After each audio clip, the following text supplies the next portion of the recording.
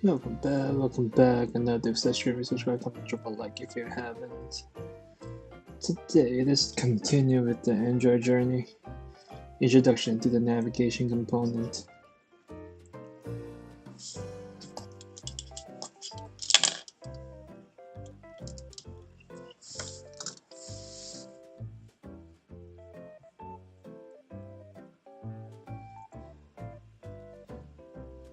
Navigation component collection libraries, useful tooling, and best practices. It's quite similar to material components, but for navigation.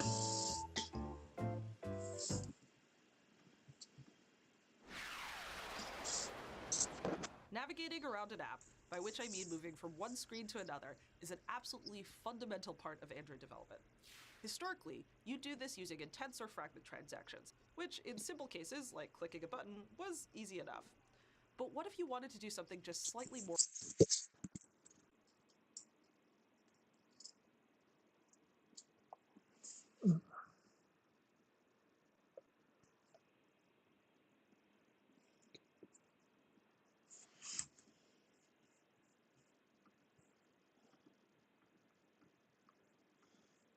complex? For example, hooking up a common pattern like bottom navigation. You'd need to make sure that not only your bottom navigation view actually navigates, but also that it highlights the correct button. Oh, and also that it handles the backstack in a uniform way so that users don't end up getting lost or confused. Cases like this are where the new navigation component shines. The navigation component is a collection of libraries, Drag and drop and tooling most. that simplifies Android navigation. Beyond making the setup for common patterns like bottom navigation easier, the component handles the backstack, fragment transactions, argument passing, navigation-based animations, So it's like and a framework. Importantly, it gathers up all of this navigation information and puts it in one visualized location in your app, the navigation graph. The navigation component works out of the box with fragments and activities. You can also extend the library to work with other screen implementations, like your custom views. Let's look at some examples of the navigation components in action with a single activity, swapping out multiple fragments. If you're wondering why you might consider a single activity model, check out Ian Lake's excellent talk, which I've linked in the notes. Okay, so one way to think about the navigation component is that there are three major parts working together in harmony. These are the navigation graph, the Nav Host Fragment, and the Nav Controller. The navigation graph is a new resource type. It's an XML file that contains and centralizes information related to navigation. Now, this information can be visualized in the new navigation editor that is available in Android Studio 3.3. It's a graphical editor to create this, navigation graph. Each of these screens are called destinations, or places that you can navigate to. In this example, they're all fragments. Now, these arrows here are called actions, and they represent the different paths that a user can take through your app. If you click on one of the actions, you can see a whole bunch of embedded information, including data passed between destinations, transition animations, backstack manipulation, and so on. Clicking on a destination, you can see things like deep link URLs and launch options. This is all part of the XML of the graph. Okay, so next we have the Nav Host Fragment. This is a fragment widget that you'll add to the map. Each of these screens, check out Ian Lake's excellent talk, which I've linked in the notes. Okay, so one way to think about the navigation component is that there are three major parts working together in harmony. These are the navigation graph, the Nav Host Fragment, and the Nav Controller. The navigation graph is a new resource type. It's an XML file that contains and centralizes information related to navigation. Now, this information can be visualized in the new navigation editor that is available in Android Studio 3.3. It's a graphical editor to create this, navigation graph. Each of these screens are called destinations, or places that you can navigate to. In this example, they're all fragments. Now, these arrows here are called actions, and they represent the different paths that a user can take through your app. If you click on one of the actions, you can see a whole bunch of embedded information, including data passed between destinations, transition animations, backstack manipulation, and so on. Clicking on a destination, you can see things like deep link URLs and launch options. This is all part of the XML of the graph.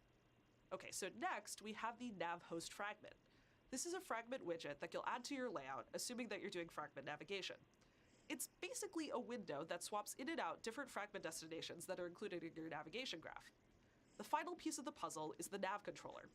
Each Nav Host Fragment has a Nav Controller that you'll use in your Kotlin or Java code, And this is what actually instructs is the nav window that swaps, assuming that you're doing fragment, Nav Host Fragment. This is a fragment widget that you'll add to your layout, assuming that you're doing fragment navigation. It's basically a window that swaps in and out different fragment destinations that are included in your navigation graph. The final piece of the puzzle is the Nav Controller. Each Nav Host Fragment has a Nav Controller that you'll use in your Kotlin or Java code, and this is what actually instructs the navigation to occur. So if I write some code like this, the Nav Controller will then perform this navigation action based off of all of that information that was in the navigation graph, and it will ultimately swap out which fragment is shown in the Nav Host Fragment.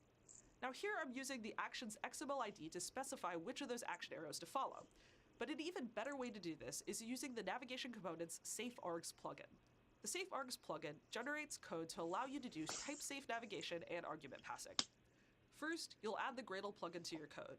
This will generate classes based off of your navigation graph. It'll make these direction classes for any destination that has actions, and it'll make args classes for any destination with arguments. If you take your original navigation statement, you can swap in these generated classes and you'll get something that looks like this. Instead of referring to an action by its XML ID, you're making sure that you have an action that's actually associated with your destination. You can also set arguments on the action.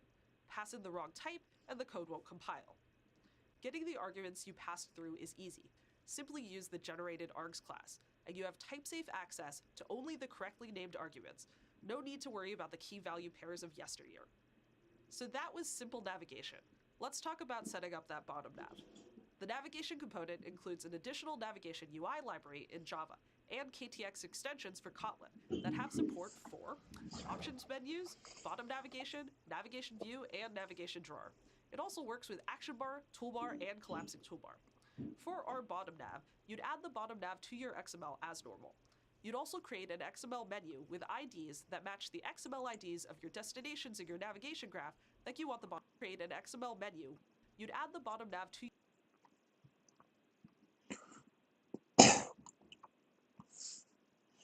bottom nav navigation view.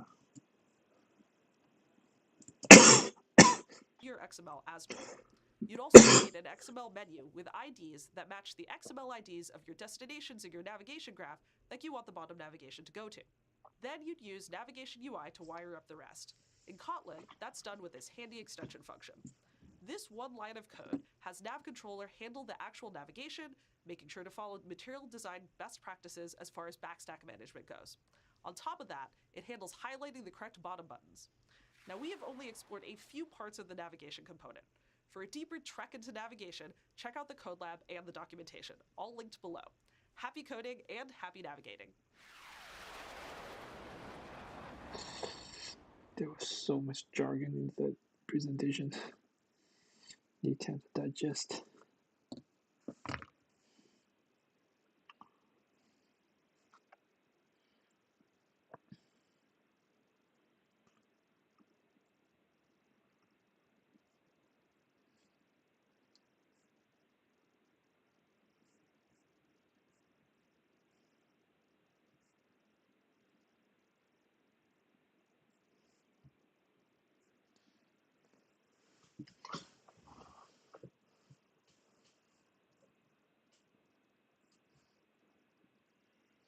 Hold on.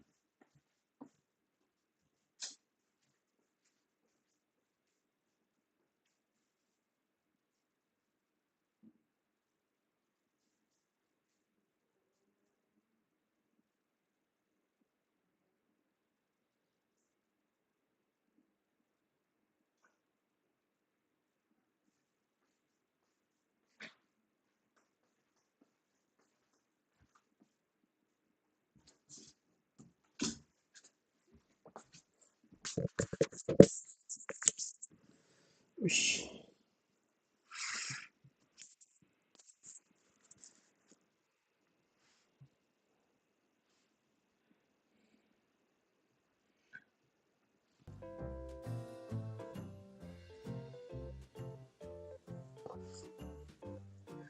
You add the intent in the word tab to navigate between two activities. Why this is a useful navigation pattern? No. Part of making dynamic user interfaces.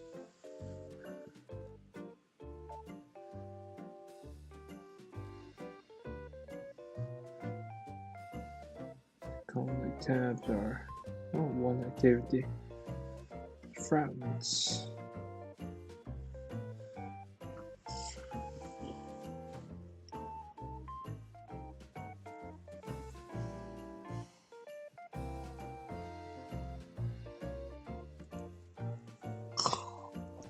Doesn't create trigger intent.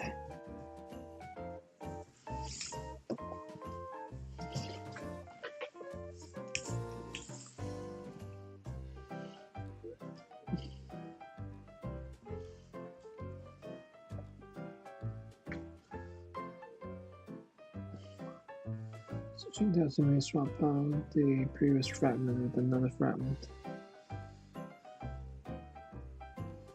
All this happens without launching another activity.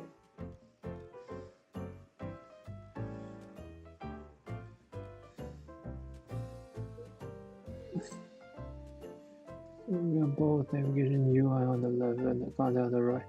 Can each be contained in a separate fragment. Both fragments exist simultaneously in the same activity.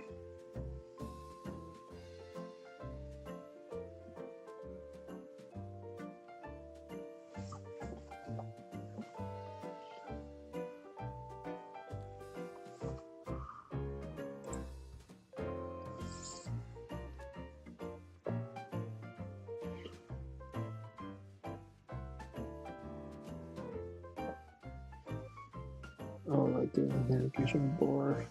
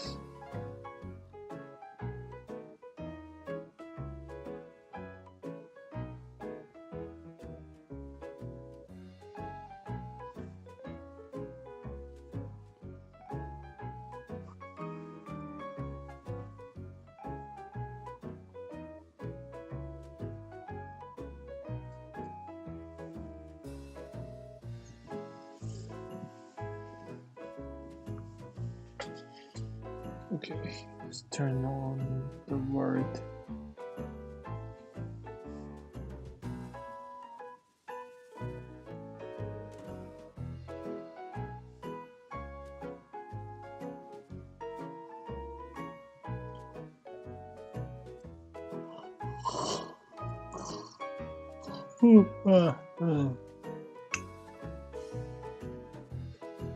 Opened.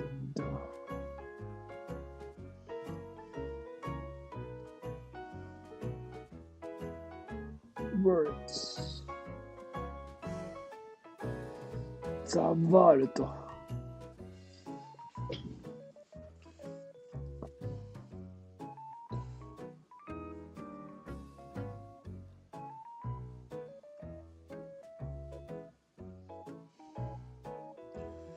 Useful piece of your app's UI.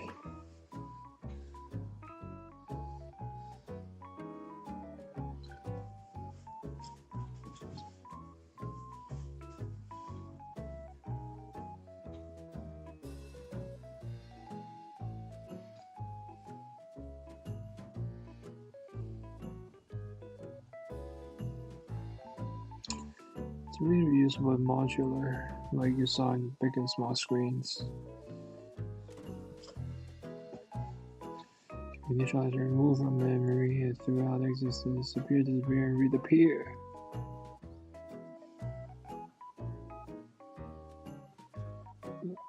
Life cycles.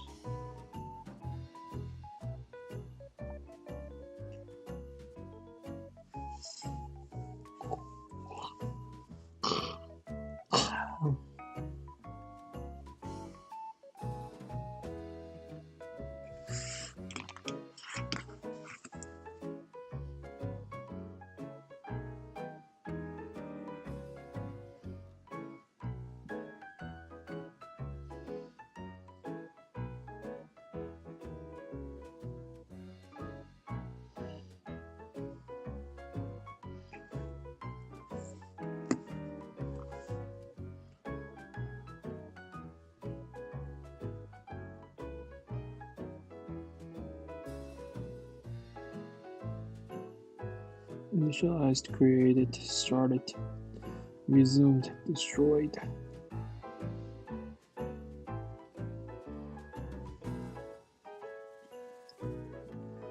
Oh, basically it's the same ones.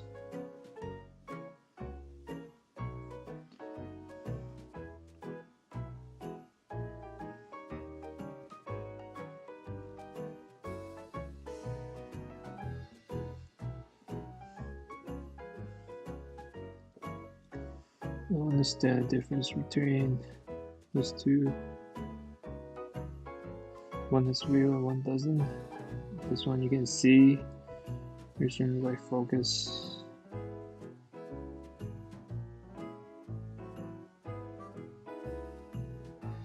Started but doesn't have focus. Visible and has focus.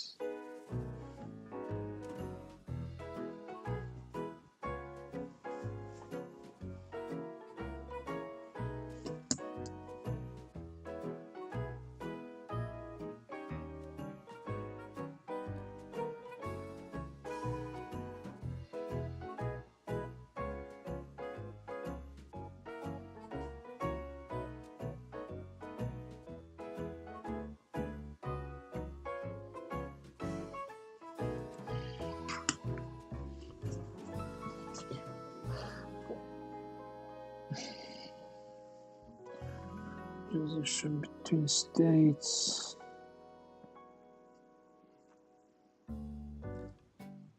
Don't create view. What's the difference?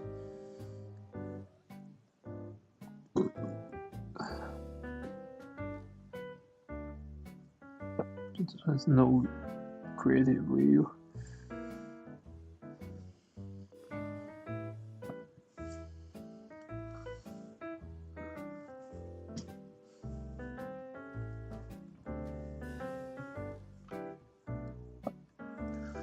Not sure I truly understand the difference.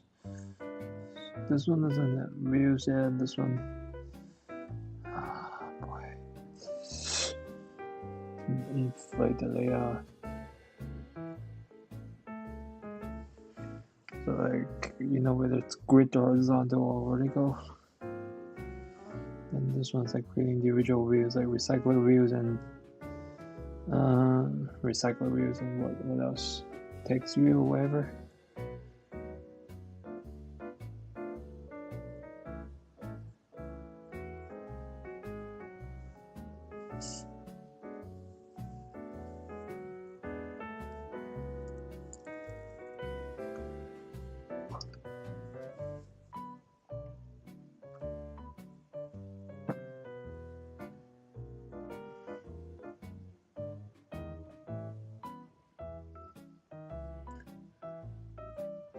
in file here for this one.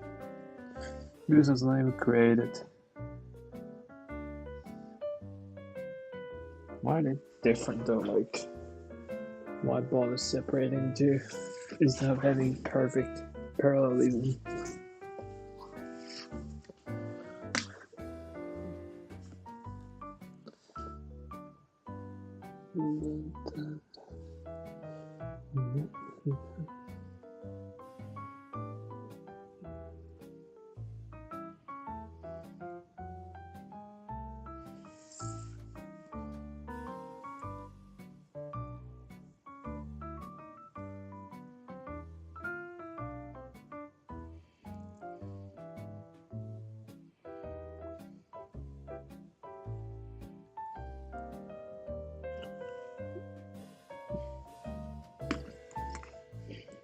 That both sounded like a lot of theory. You now know the basics of how fragments work and how they're similar and different to activities. For the remainder of this call, you put the knowledge to work. First, you migrate the words app you worked previously used and base. Okay, previously we used intent, I think.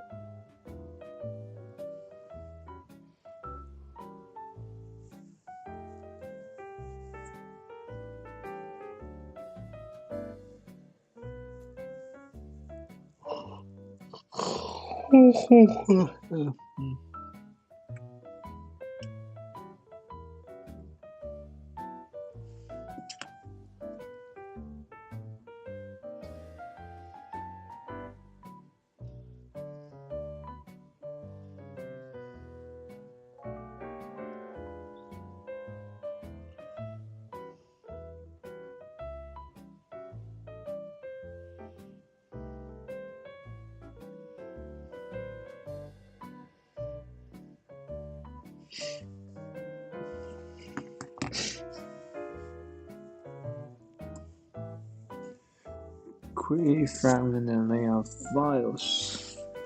Each fragment you have consists of two files, the XML files for layout and the column mostly displayed. In the user interactions, you add a fragment from both the letter list and the prod list. Zavardo. With app selected in the project navigator, add the following fragment file. For this new fragment files, new fragment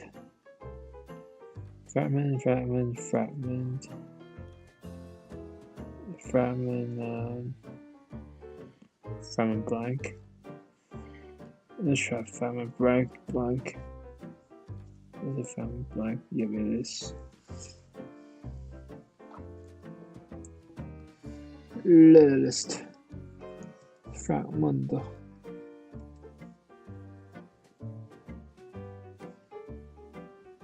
Interesting. Fragment letter list. Looks a little bit different. That's okay. Let's see where they added it. They added it here. Gradle sync.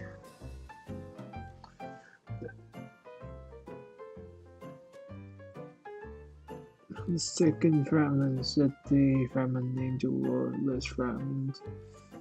Okay.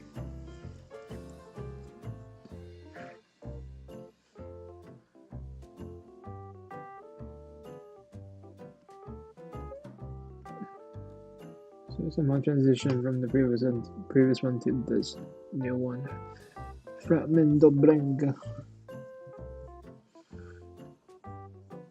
Oh baby, oh baby. The generating calling classes for both fragments contain a lot of boilerplate code commonly used when implementing fragments. However, if you are learning about fragments for the first time, go ahead and delete everything except the class declaration for list fragment from both files.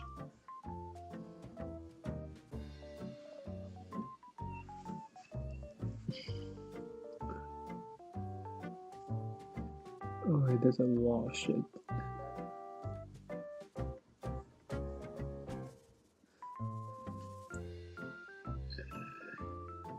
Even though on create. No.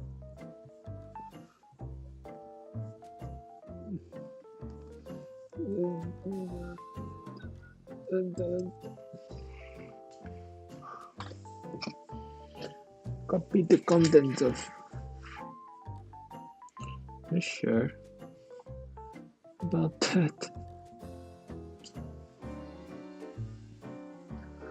Oh,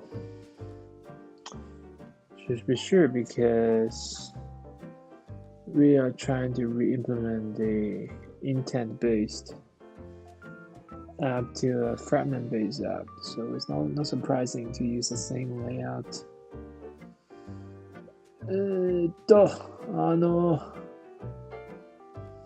Here. Respond activity main XML. Boom shakalaka. Boom shakalaka.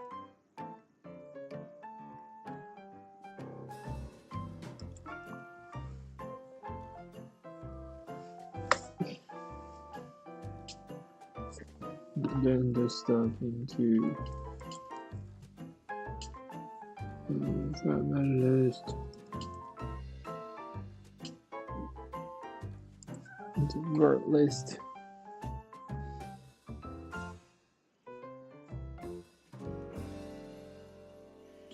Honestly, it looks very different.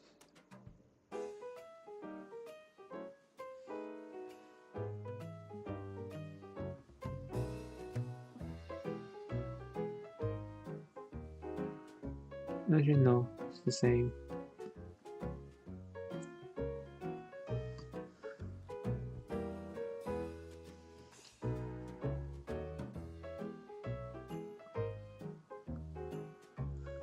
So,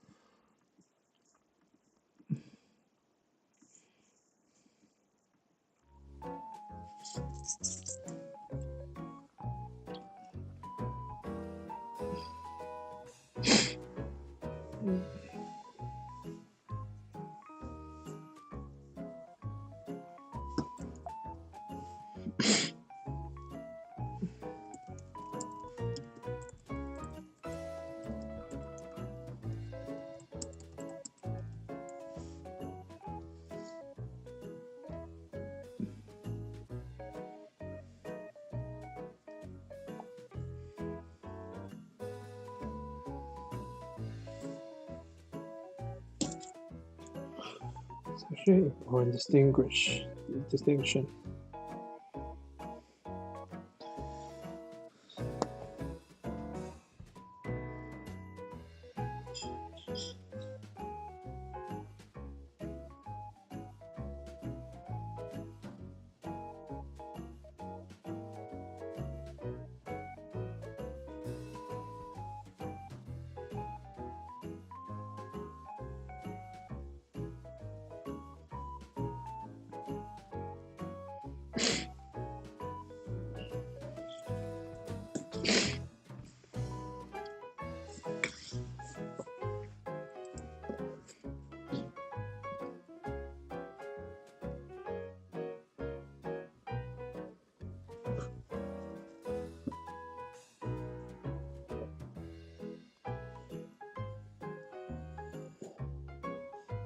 parse it and march over view object to create the UI.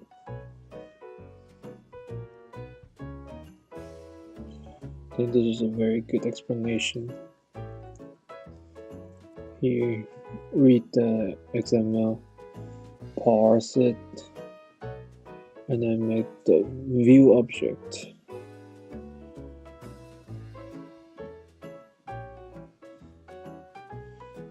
View for container, views for the widgets.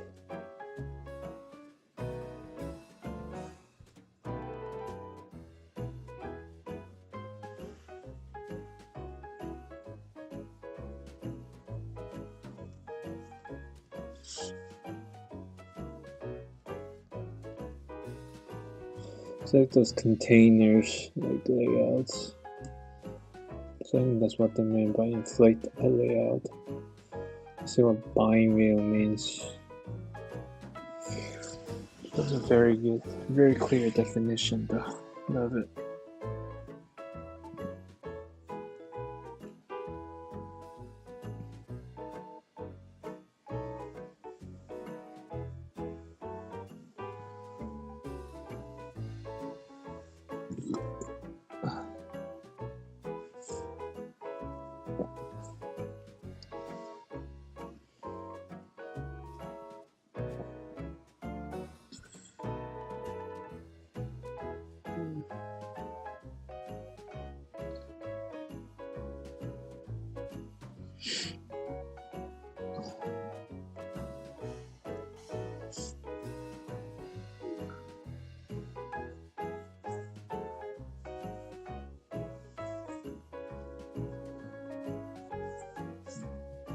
Each bind class contains references to root view and all views that have an ID. The name of the bind class is generated by converting name of XML file into a Pascal case and adding more binding at the end.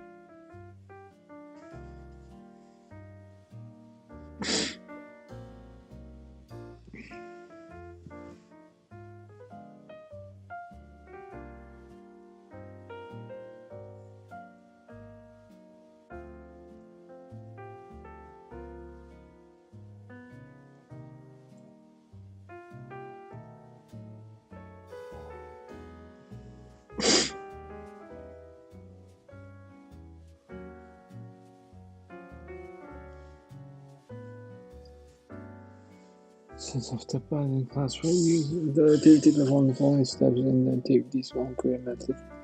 Host static inflate method included in the generate binding class. This creates an instance of the binding class for the activity to use. Get a reference to the root view either by the calling get root method or using Kotlin property syntax.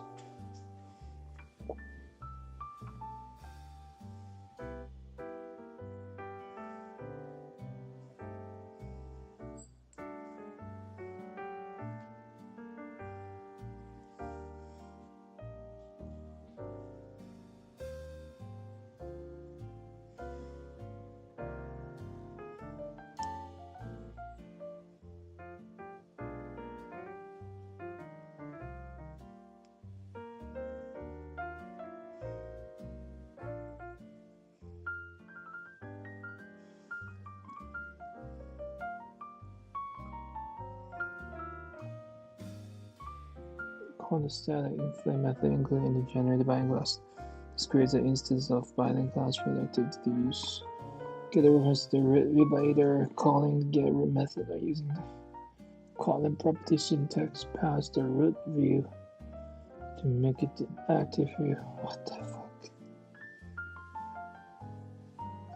What does that mean?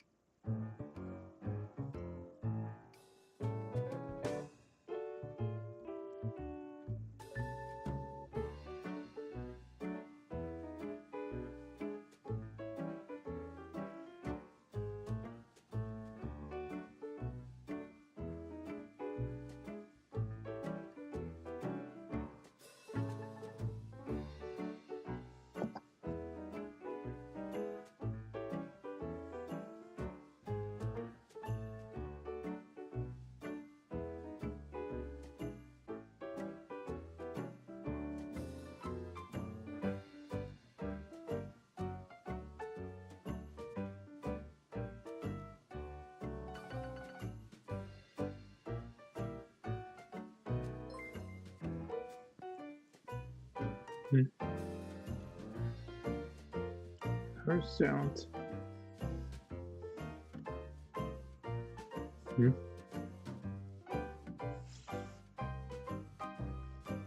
Reaper Boy 98. Thanks for the follow. Study every day, improve every day. Good to see you around.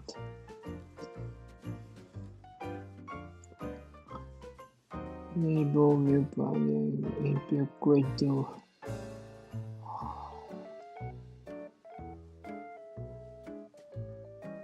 For layout, it generates a class.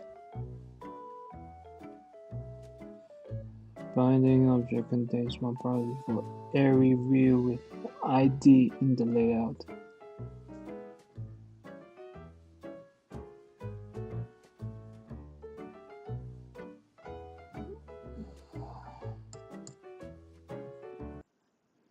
Let's see if this person can explain it. Use the new view binding library to replace Find View by ID in your app. It lets you write concise, safe code with less boilerplate. Instead of having to look up every view, it generates a binding object that holds all the views for you. View binding adds safety. When you inflate a view, the binding object will automatically give you the right type. In this example, the greeting is automatically a text view, and if the view is only present in landscape, the binding will be nullable. This helps you avoid crashing in production. And what's really cool is you can use view binding in both Kotlin and the Java programming language. Let's dive in and see how to use it in your app. View binding requires Android Studio and the Android Gradle Plugin 3.6 or higher. To use it in your module, enable it in your build.gradle file. You don't need to include any libraries to use view binding. When you enable the compiler, it will automatically recompile your project and generate binding objects for every layout. So, if you have a layout file called activitymain.xml, view binding will generate a small class called activityMainBinding. It'll have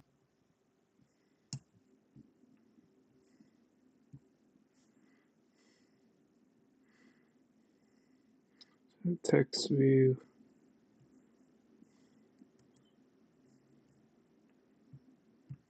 one correctly typed and null safe property for every view with an ID in the layout. Then, in your activity, instead of inflating the layout directly, you can use the inflate method on activityMainBinding. It'll see what this greeting is about. It's greeting, and there's a text view. Then, in your activity, instead of inflating the layout directly, you can use the inflate method on activityMainBinding. It'll inflate the layout for you and return a binding object with all views bound. The layout for your activity is stored in a special property called root, so you can call setContentView binding.root. And that's really all you need to know to get started with view. So, it'll inflate the layout for you and return a binding object with all. This one, like, you can access the stuff like binding dot something. All views bound. The layout for your activity is stored in a special property called root, so you can call setContentView. So this one does the layout. Binding.root. And that's really all you need to know to get started with view binding. It's really that simple, and it's a lot safer and more concise than Find View by ID. If you like view binding and want to take it a step further to bind views declaratively, consider taking a look at the data binding library, which gives you the ability to automatically bind views. Go ahead and try it out in your modules today. We'd love to hear your feedback.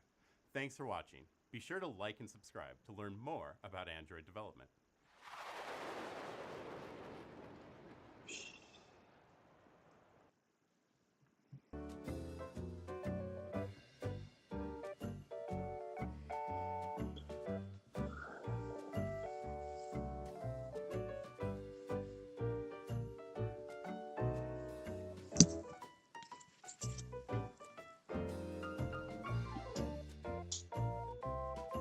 View binding in letter list fragment. First, you get notable reference to fragment letter list binding. binding classes like this are generated by Android Studio for each layout file when the real binding properties are enabled under the Build Features section. And the properties name are the same as the ID name, I think. Type should be fragment letter, list binding should have initial value of no.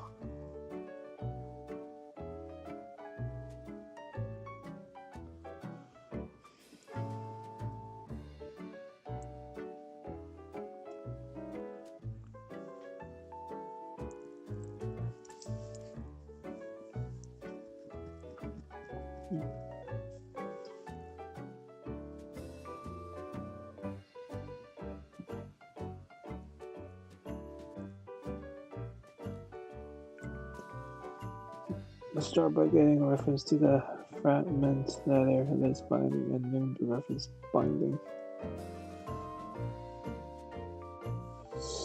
Interesting, it does this on the score.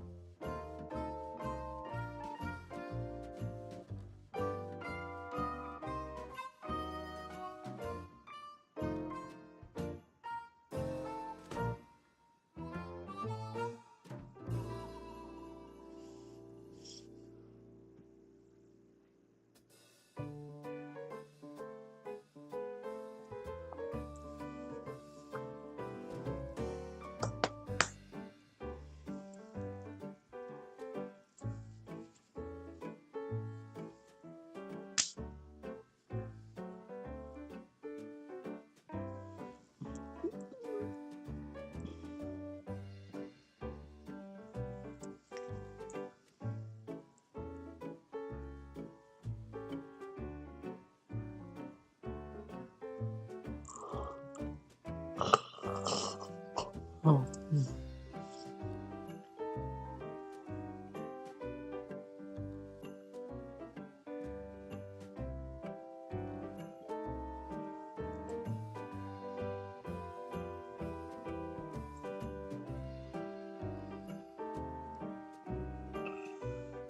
Where does this come from?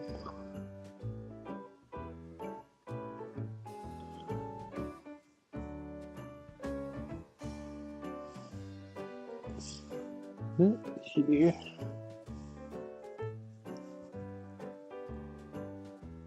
Huh.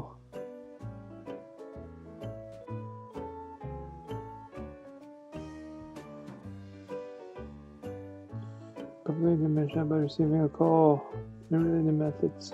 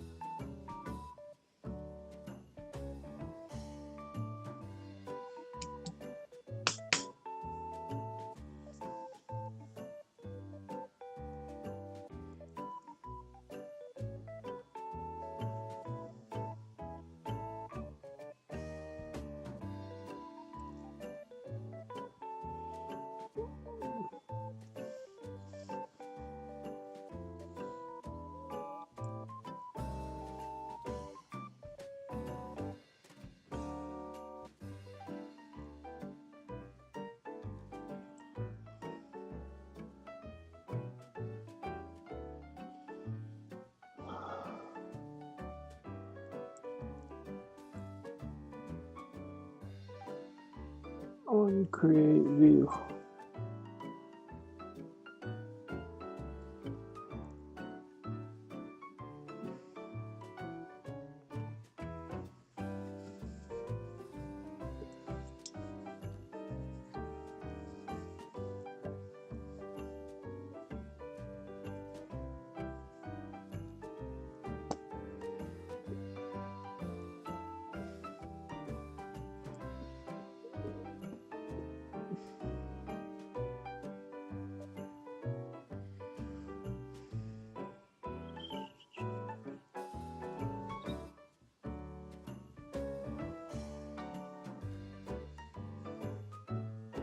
This one is the layout.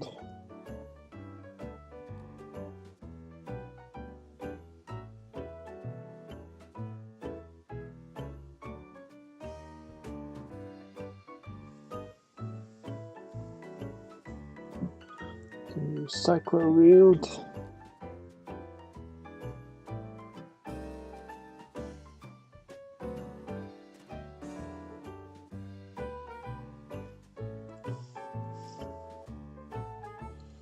Destroy view.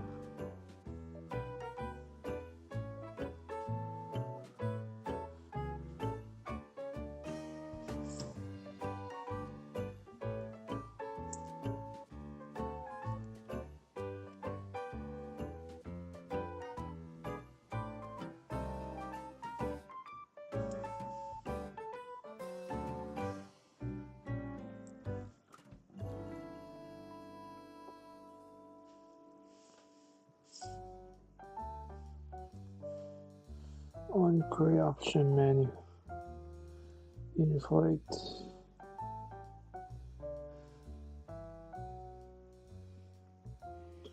Somebody has the inflator passed in.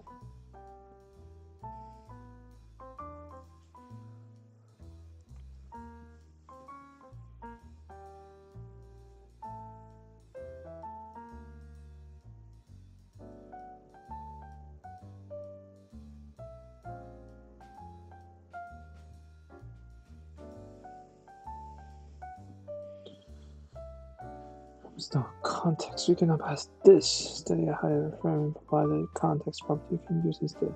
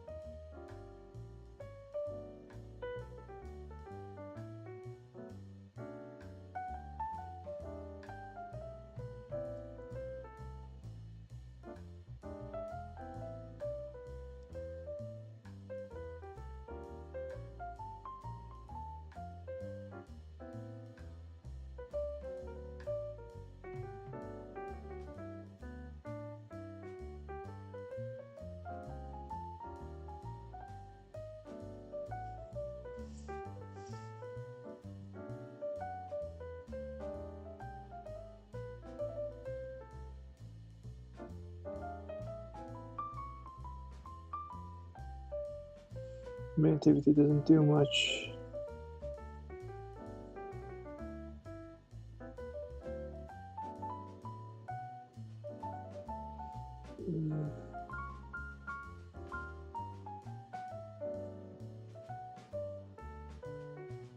Did a lot of choose layout, etc.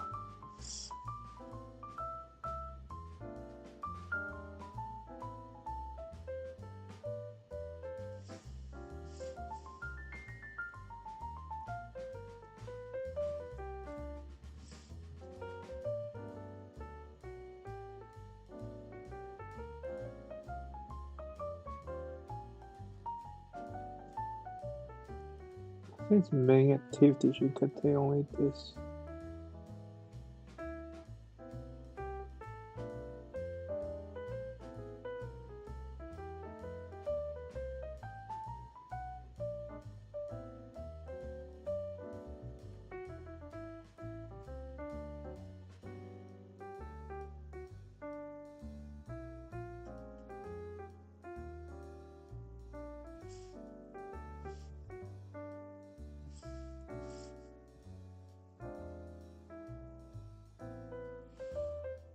Okay. I'm gonna do the detail one next time. Just a good stopping point. Thanks for watching. See you guys next time. Peace.